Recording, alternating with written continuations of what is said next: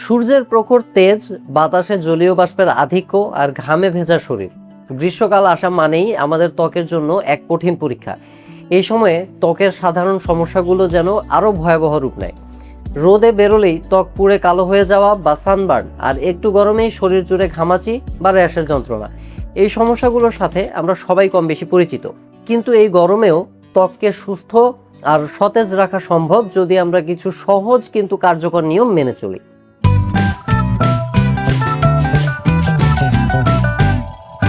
আসসালামু আলাইকুম, আমি ডক্টর গাজী সাজ্জাদ হোসাইন। সবাইকে স্বাগতম জানাই আমার আজকের ভিডিওতে। গ্রীষ্মকালে আমাদের ত্বক দুটি প্রধান শত্রুর মুখোমুখি হয়। একটি হলো সূর্যের ক্ষতিকর অতি বেগুনি রশ্মি বা আলট্রাভায়োলেট রেজ, আর অন্যটি হলো অতিরিক্ত ঘাম ও আর্দ্রতা। এই দুটি কারণেই সানবার্ন এবং হিট র্যাশের মতো সমস্যাগুলো দেখা দেয়। তাই আজকের ভিডিওতে আমি বৈজ্ঞানিক ব্যাখ্যা সহ আলোচনা করব কিভাবে এই সমস্যাগুলো প্রতিরোধ করা যায়, এবং যদি হয়েই যায় তবে তার সঠিক ঘরোয়া পরিচর্যা কি হবে, যা আপনার ত্বককে এই গরমেও রাখবে সুরক্ষিত এবং প্রাণবন্ত।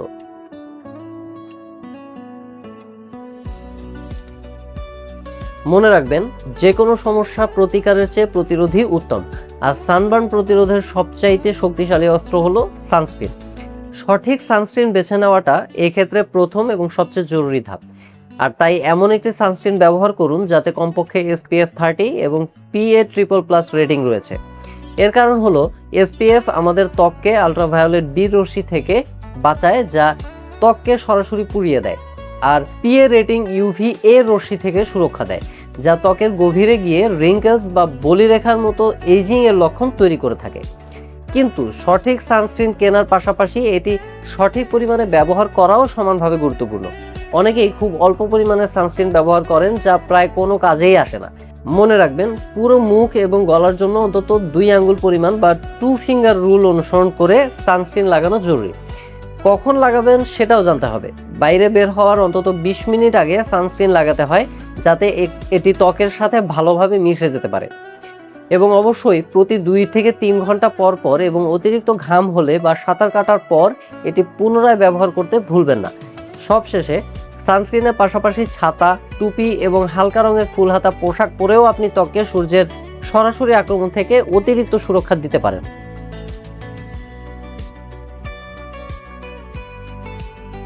সব ধরনের সাবধানতার পরেও যদি ত্বকে সানবার্ন হয়েই যায়, তাহলে দ্রুত সঠিক যত্ন নেওয়াই সবচেয়ে গুরুত্বপূর্ণ। যদি ঘরের বাইরে থাকেন, তবে প্রথমেই যত দ্রুত সম্ভব রোদ থেকে সরে এসে একটি ঠান্ডা ও ছায়াযুক্ত জায়গায় যান, এবং আক্রান্ত ত্বক ঠান্ডা করার জন্য নরম কাপড় ঠান্ডা পানিতে ভিজিয়ে 10 থেকে 15 মিনিট আলতো করে ত্বকের উপর রেখে দিন। বাইরে থেকে ঘরে আসার পর ঘাম শুকিয়ে তারপর ঠান্ডা পানি দিয়ে গোসল করুন। তবে কখনোই সরাসরি বরফ ব্যবহার করবেন না, কারণ এতে ত্বকের ক্ষতি হতে পারে। ত্বক ঠান্ডা হওয়ার পর অবশ্যই একটি ভালো ময়শ্চারাইজার ব্যবহার করতে পারেন। এক্ষেত্রে অ্যালোভেরা জেল খুবই কার্যকর একটি জিনিস, কারণ এটি ত্বকের জ্বালাপোড়া কমায় এবং সানবার্ন দ্রুত হিল করতে সাহায্য করে।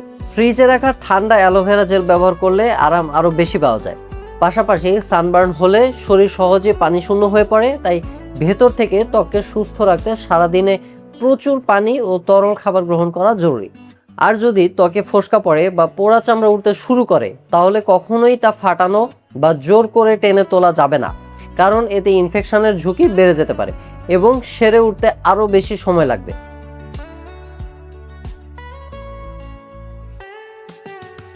গরমে আরেকটি সাধারণ কিন্তু কষ্টদায়ক সমস্যা হলো ঘামাচি বা হিট র্যাশ।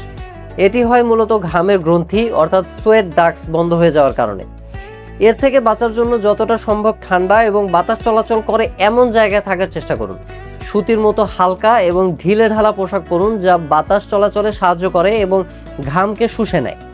সিনথেটিক বা টাইট পোশাক এড়িয়ে চলুন। দিনে অন্তত 2 বার ঠান্ডা পানি দিয়ে গোসল করুন। গোসলের পর শরীর ভালোভাবে মুছে ফেলুন। ঘামাচি হলে ক্যালামাইন লোশন ব্যবহার করতে পারেন, যা চুলকানি এবং অস্বস্তি কমাতে সাহায্য করে। এই সময়ে ভারী ক্রিম বা তেল জাতীয় কিছু ব্যবহার করবেন না, কারণ এটি লোমকূপ আরও বন্ধ করে দিতে পারে।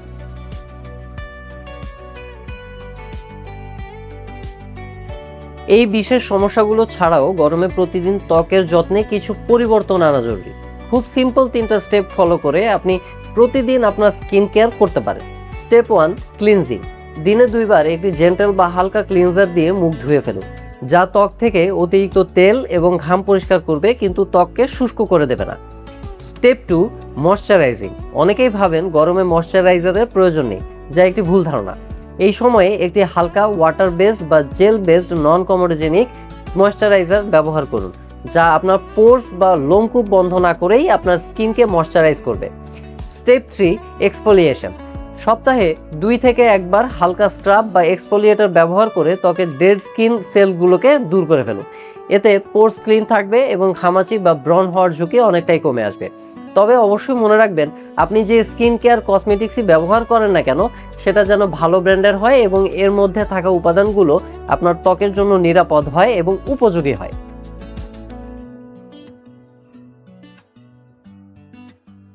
সবশেষে মনে রাখবেন, ত্বকের যত্ন শুধু বাইরে থেকে নিলেই হবে না, ভেতর থেকেও নিতে হবে। আপনার ত্বককে সুস্থ, গ্লোয়িং ও হাইড্রেটেড রাখতে গরমে প্রচুর পরিমাণে পানি পান করুন।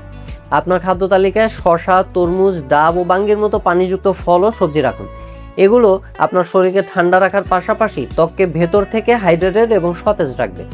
অ্যান্টিঅক্সিডেন্ট সমৃদ্ধ খাবার যেমন বিভিন্ন রঙের ফল ও সবজি ত্বকের কোষকে সূর্যের ক্ষতিকর প্রভাব ও ফ্রি রেডিক্যালের ক্ষতি থেকে রক্ষা করতে সহায়তা করে, ফলে ত্বকে আগেভাগে বয়সের ছাপ পড়ার ঝুঁকি কমে আসে। অন্যদিকে অতিরিক্ত ভাজা পোড়া, ফাস্টফুড এবং অতিরিক্ত চিনিযুক্ত খাবার শরীরের ইনফ্ল্যামেশন বাড়াতে পারে, যার প্রভাব হিসেবে ব্রণ, র্যাশ বা ত্বকের অন্যান্য সমস্যা দেখা দিতে পারে। তাই গরমকালে সহজ, হালকা ও পুষ্টিকর খাবার বেছে নেওয়াই ত্বক সুস্থ রাখার সবচেয়ে কার্যকর উপায়। আশা করি গরমে ত্বকের যত্ন নিয়ে আজকের এই বিস্তারিত আলোচনা আপনাদের কাজে আসবে। মনে রাখবেন, কয়েকটি সহজ নিয়ম মেনে চললেই আপনি এই গরমেও আপনার ত্বককে সানবার্ন ও র্যাশের মতো সমস্যা থেকে দূরে রাখতে পারবেন। ভিডিওটি ভালো লাগলে লাইক দিন ও এই টিপসগুলো আপনার পরিবারের সদস্য এবং বন্ধুদের সাথেও শেয়ার করুন, যেন তারাও উপকৃত হতে পারে।